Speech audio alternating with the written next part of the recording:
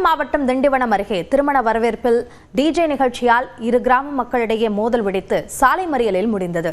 இதுகுறித்த கூடுதல் விவரங்களை நம்முடைய செய்தியாளர் குணாநிதியிடம் கேட்கலாம். குணாநிதி, பிரச்சனை எழுந்ததற்கு என்ன காரணம்?